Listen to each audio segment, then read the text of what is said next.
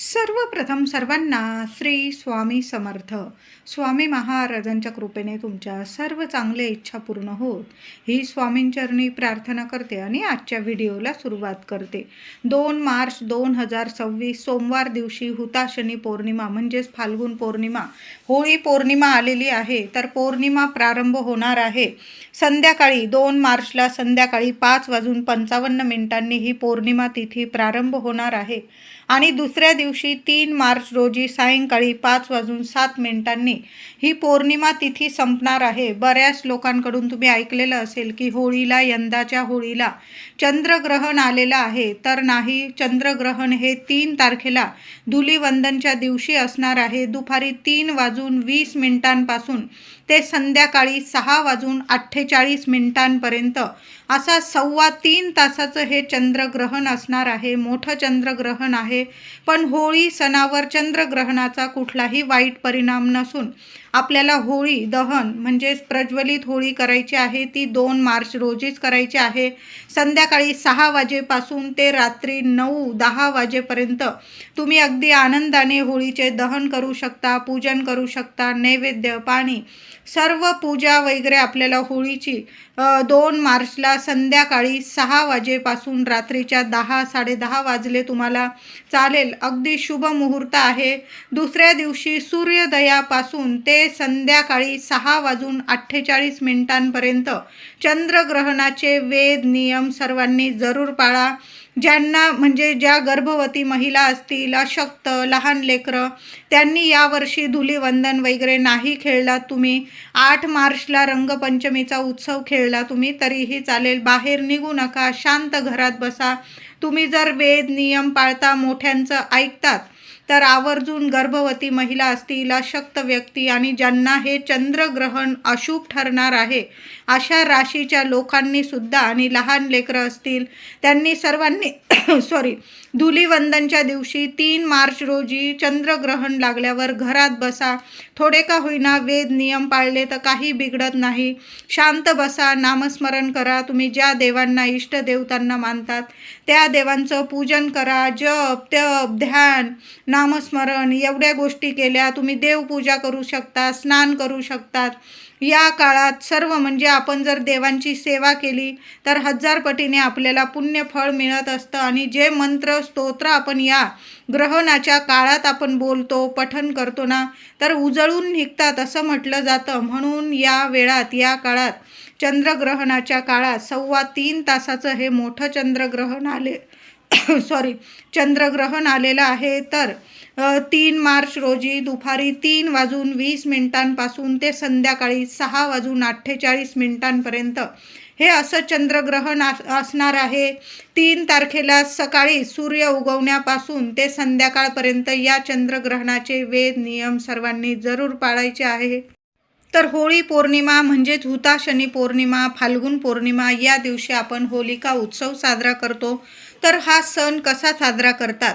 आता बरेचशा लोकांना मनात प्रश्न पडलेला असेल की 3 तारखेला उदय तिथीनुसार ही फाल्गुन पौर्णिमा आल्यामुळे आपण 2 तारखेला कशी बरं होळी साजरी करत आहोत? तर होळीचा सण एकमेव असा सण आहे जो आपण संध्याकाळनंतर, प्रदोष काळानंतर साजरा करत असतो. तर होळी पौर्णिमा ही 5:55 2 तारखेला 5:55 ही पौर्णिमा तिथी संध्याकाळी प्रारंभ होणार आहे आणि 3 मार्च रोजी संध्याकाळी 5:07 ही पौर्णिमा ही समाप्त होणार असल्यामुळे आपल्याला प्रदोष काळात 2 तारखेला 2 मार्च 2026 सोमवार दिवशीच होळीचं दहन करायचं आहे, उत्सव साजरा करायचा आहे.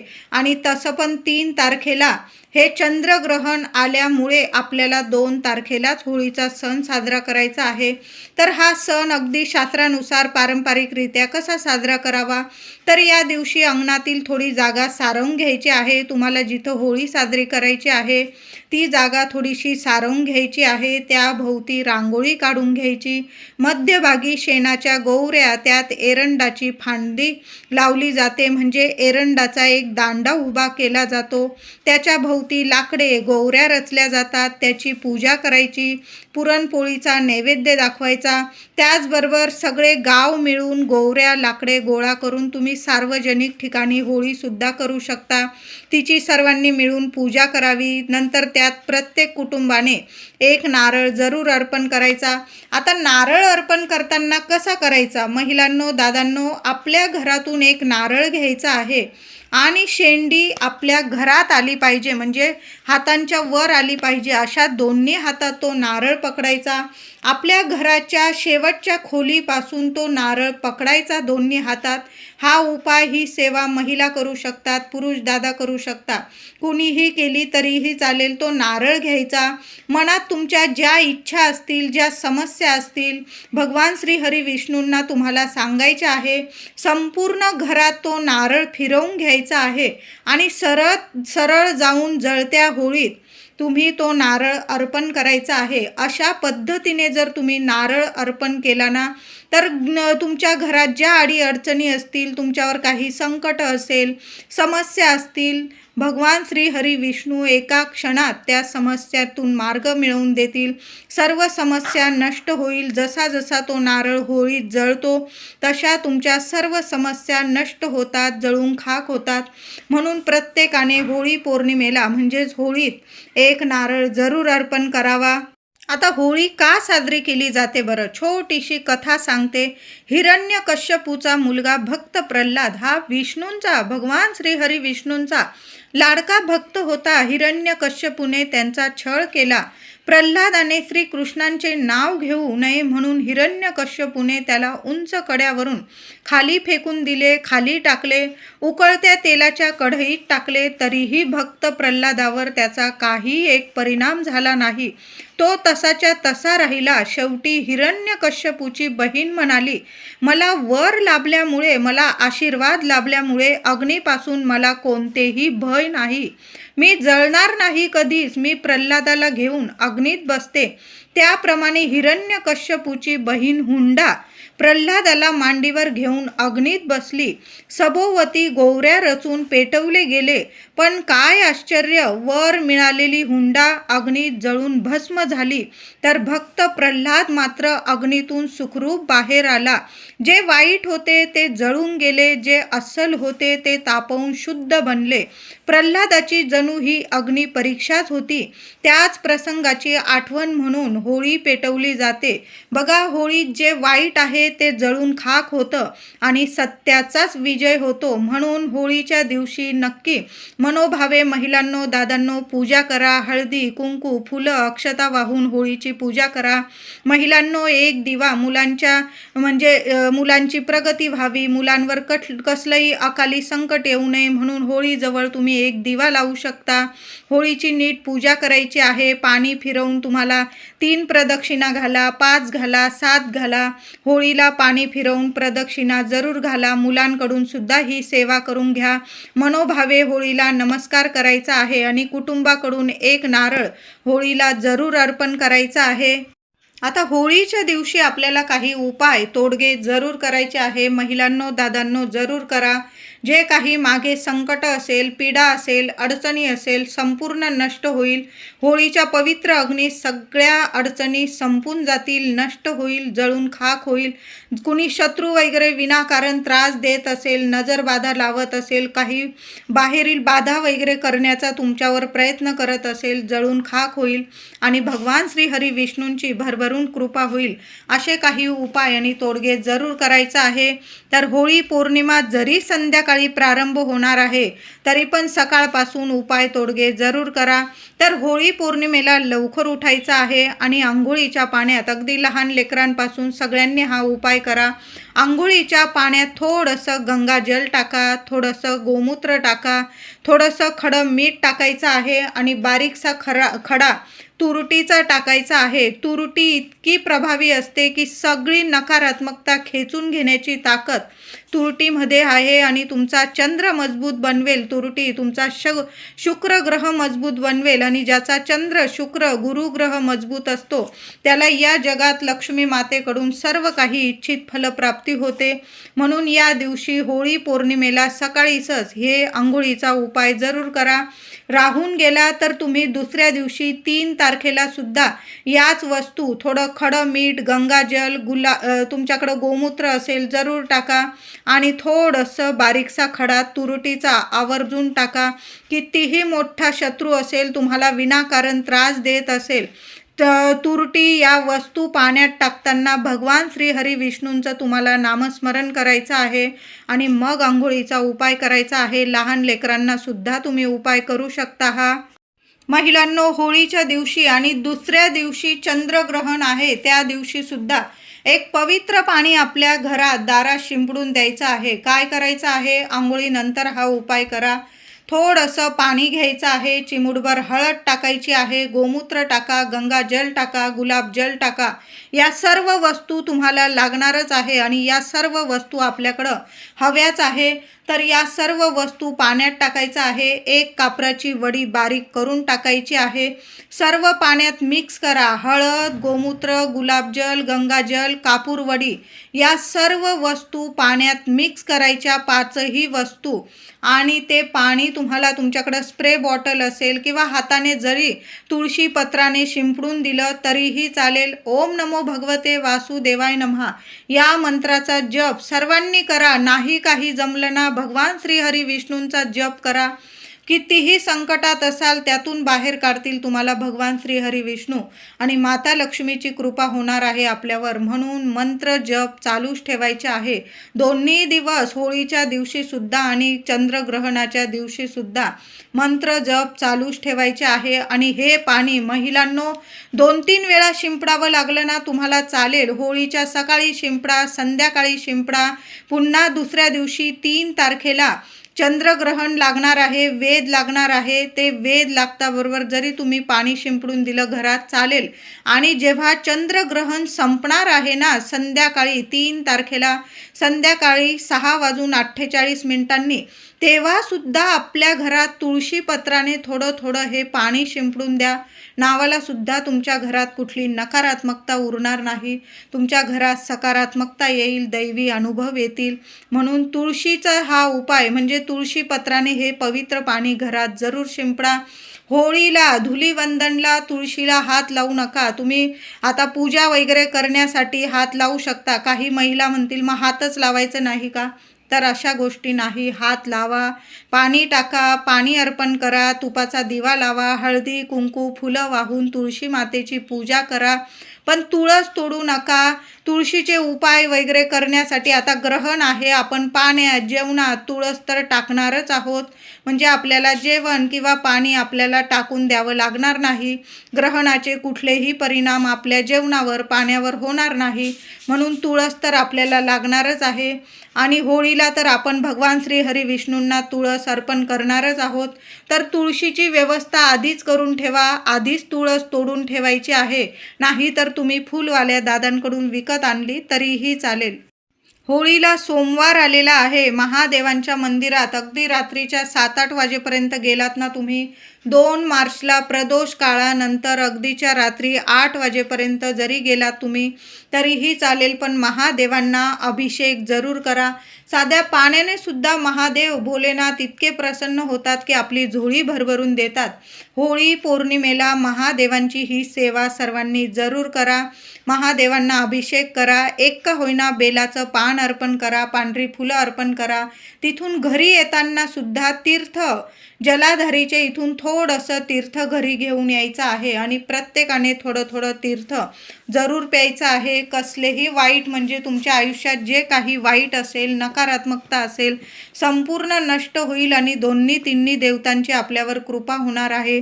होळी सण तर भगवान श्री हरी विष्णूंचाच आपण मानत असतो. या दिवशी भगवान श्री हरी विष्णूंची सेवा तर आपण करतोच, पण होळी सण भगवान भोलेनाथांची सेवा करून आपल्याला साजरा करायचा आहे. म्हणून महादेवांच्या मंदिरात जरूर जा. महिलांनो, दादांनो, महादेवांच्या शिवपिंडीजवळ एखाद्या कोपऱ्यात आपल्या दिव्यामुळे कोणाला त्रास होणार नाही अशा कोपऱ्यात एक तुपाचा दिवा जरूर लावून या. गाईच्या तुपाचा दिवा जरूर लावून यायचा आहे.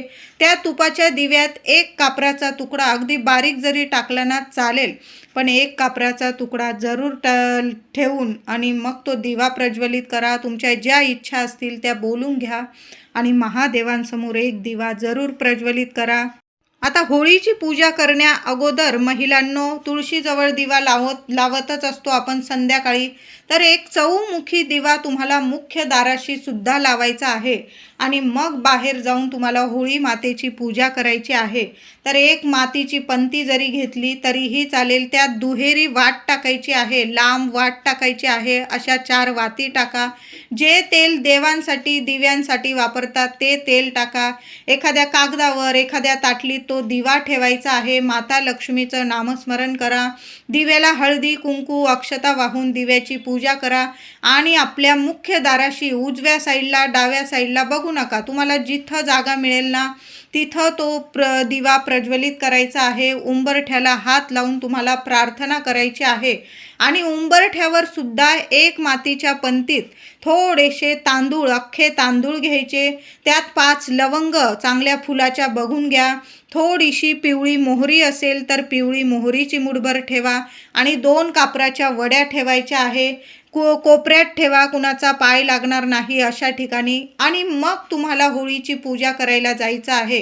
कळालं असेल माझ्या सर्व मैत्रिणींना. एक चौमुखी दिवा दाराशी लावा आणि आपल्या उंबरठ्यावर मातीच्या पंतीत थोडे तांदूळ, 5 लवंग, 1-2 कापराच्या वड्या आणि थोडीशी पिवळी मोहरी या वस्तू ठेवून मग होळीची पूजा करायला जा.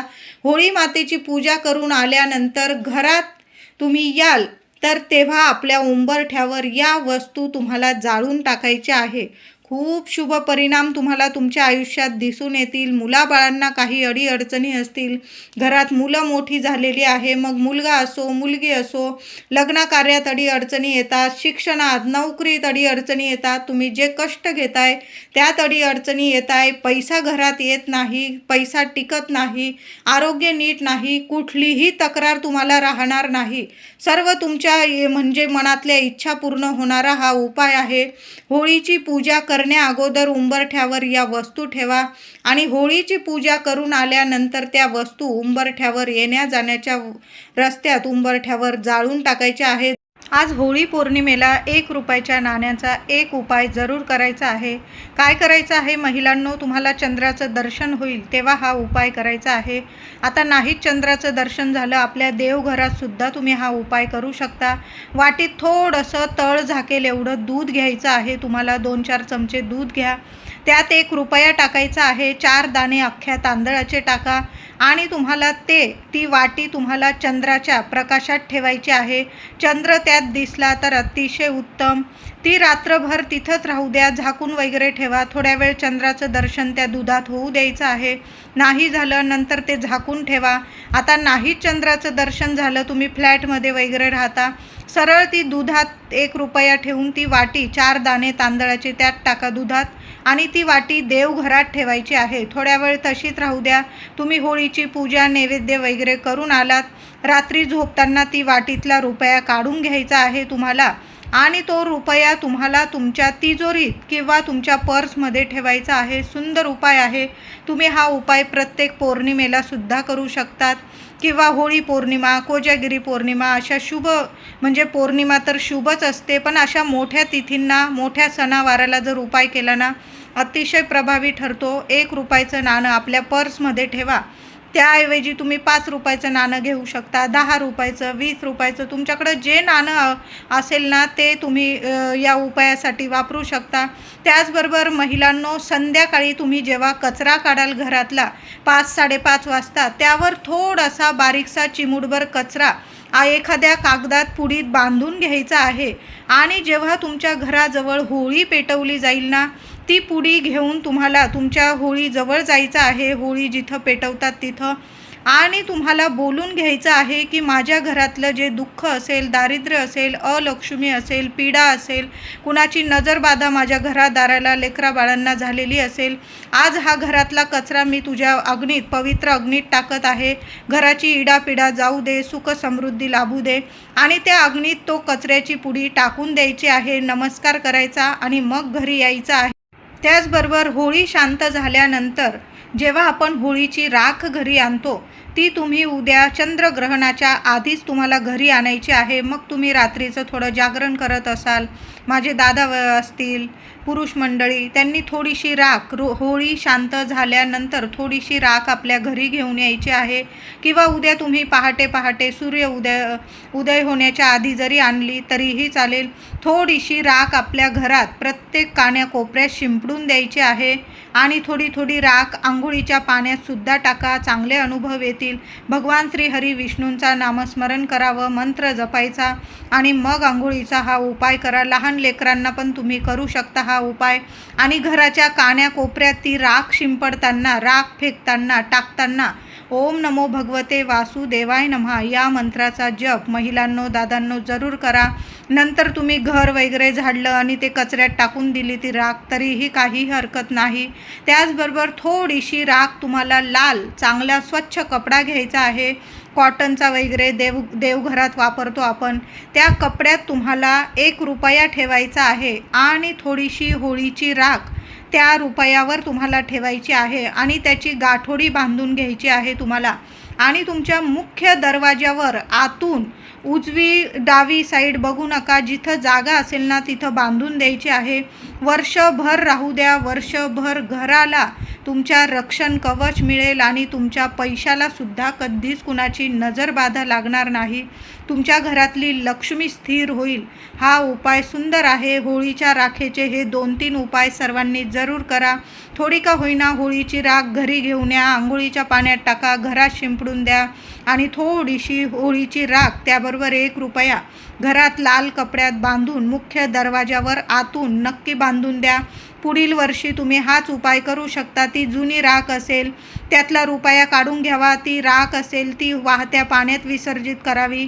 नवीन राख पुन्हा लाल कपड्यात बांधून 1 रुपया ठेवून तुम्ही अशाच पद्धतीने तुमच्या घरात मुख्य दरवाजावर बांधू शकता. तुमचा व्यवसाय असेल, तुमची गाडी वगैरे, म्हणजे तुम्ही काही व्यवसाय वगैरे करता आणि तिथं प्रगती होत नसेल, पैशाला पैसा टिकत नसेल, तर हा होळीच्या राखेचा उपाय तुम्ही घरात, तुमच्या दुकानात, तुमचा व्यवसाय, ऑफिस जिथं असेल तुम्ही काम करताय, कष्ट घेताय, तिथं सुद्धा हा उपाय करू शकता. व्हिडिओ आवडला असेल तुम्हाला तर लाईक करा, शेअर करा, चॅनलला नक्की सबस्क्राईब करा. धन्यवाद.